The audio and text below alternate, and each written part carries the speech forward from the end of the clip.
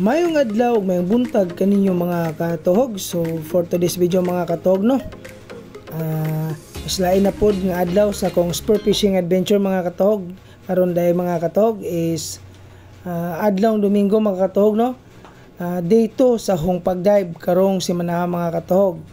So karon day mga katuhog is plano ko mamana mga katuhog no, mangita na po kog panudan para sa akong pamilya mga katuhog.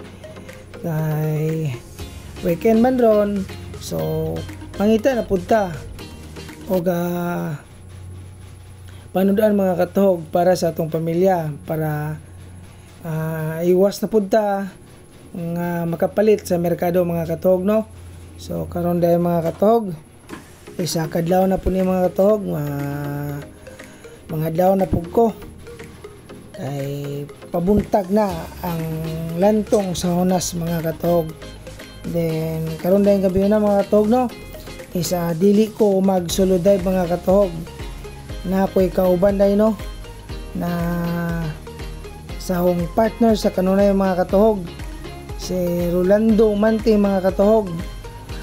O nasad ko ay isa nga kuan kauban karong gabi na nga si Danrick Sumabong. So big shout out din nila mga katuhog no, kay giubanan ko nila karong gabi una sa akong pagpamana para nanapo ko'y kabady mga katuhog, para dili ko magsolo karong gabi una. So salamat sud kayo.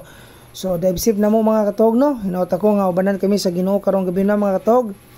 Tagan mig daghan og grasya, dive safe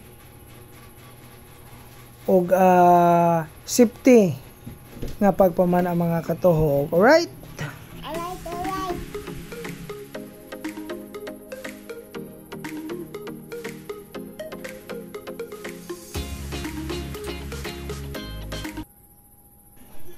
Og shoutout ko mga katuhog no ni Bandala Tio G-Boy. So salamat kayo busing sa kanunay amping pirmi kauban sa imong pamilya. Alright?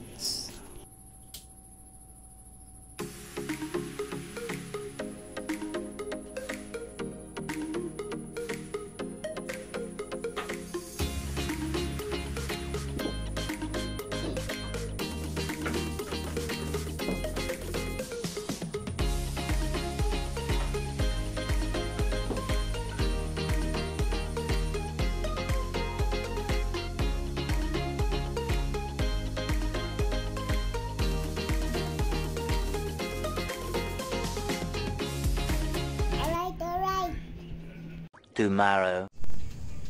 Good morning mga katuhog. So maura din tanan nung nakuha karong gabi na mga katuhog no, adlaw Domingo. So blissful kay mga katuhog.